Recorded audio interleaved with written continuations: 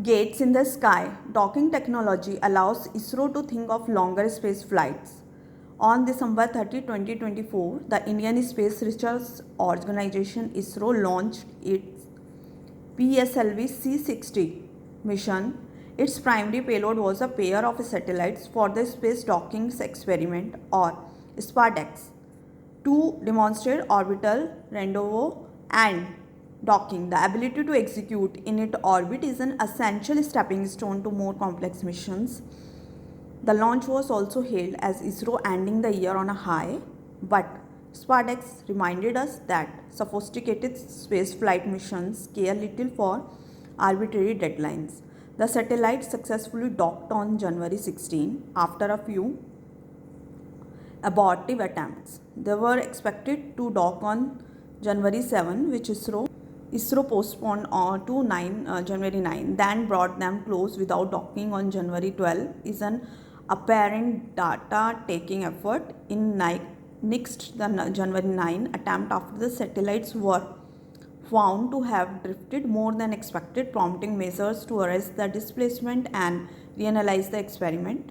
Once docked, ISRO began tests to verify if the satellites could exchange electric power, then undock and separate, followed by testing their own payloads that would be spread over 2 years. The C-60 mission also launched the fourth stage of the rocket as an orbital platform. It carried 24 payloads from various ISRO centers and private enterprises testing various technologies.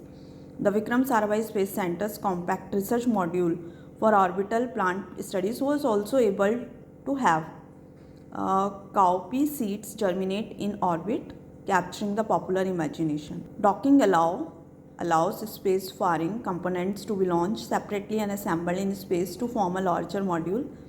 This allows a space agency to plan interplanetary missions whose spacecraft are heavier than what the heaviest rockets can launch. Docking is thus a symbolic gateway to new opportunities, with the Chandrayaan 4 lunar sample return mission being a good example. In anticipation, ISRO loaded the SPARDEX satellites with enough fuel for multiple tries and also continuously collecting data. Collected data, its own nervousness became evident too after the first two attempts. It backed down from its promise to live stream the successful one. Docking technology has become desirable thanks to the perceived inevitability of long duration space flight.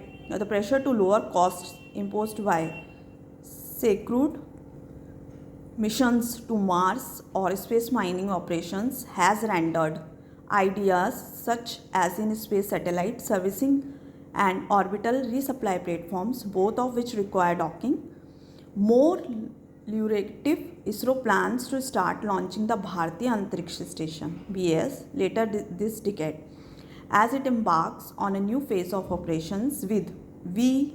Narayanan as its new chairman. ISRO should also describe a coherent vision for the ex-ante utility expected of BAS, Bharatiya Antariksha Station. Without this context, the larger pieces of the Indian space program and their purpose relative to the country's plan seems adrift.